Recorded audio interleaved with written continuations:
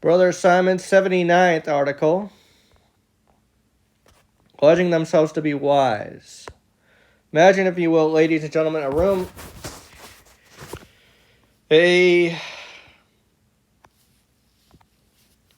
hermetically meticulously sealed room within which there is absolutely nothing, a void, a blank nothingness, not a single atom of anything contained within. For a few billion years, we leave that room alone. No one goes in. No one observes anything going on in this room, for there are no windows, neither are there any cameras installed within. Finally, after much time has passed, break the seals on the door and step inside. Lo and behold, there is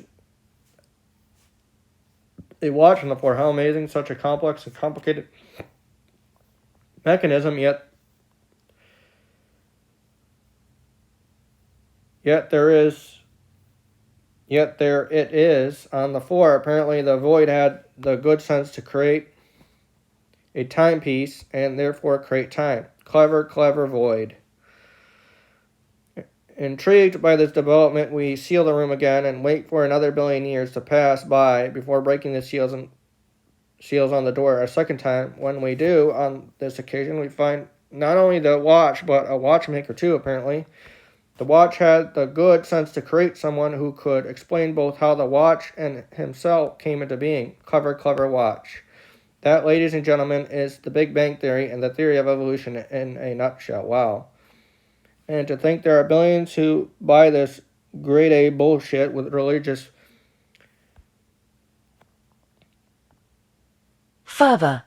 Oh, you just don't get it. You're a moron, says Joe Atheist, who also says with no irony, oh my God, thanks, and uses Jesus Christ as a daily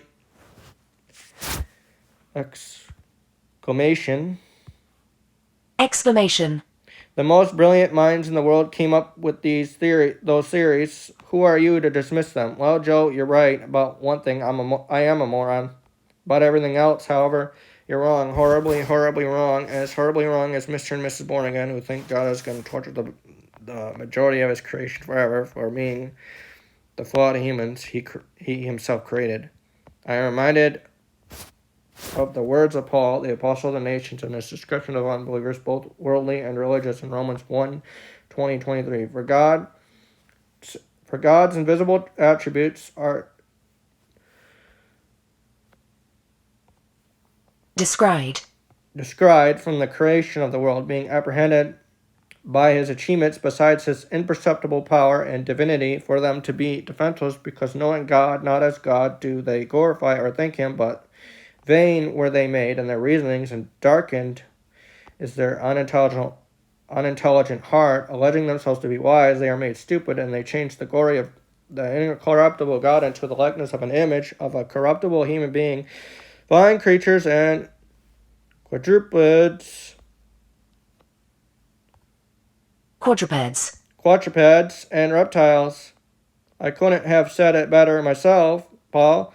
Alleging themselves to be wise, they are made stupid. What else does Paul have to say on the subject of God? Acts 17:25. God himself gives to all life and breath and all. Acts 17:28. For in him we are living and moving and are. Romans 11:36. Seeing that out of him and through him and for him is all.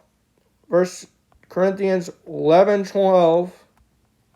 All is of God. Yeah, that about sums it up. All is of God.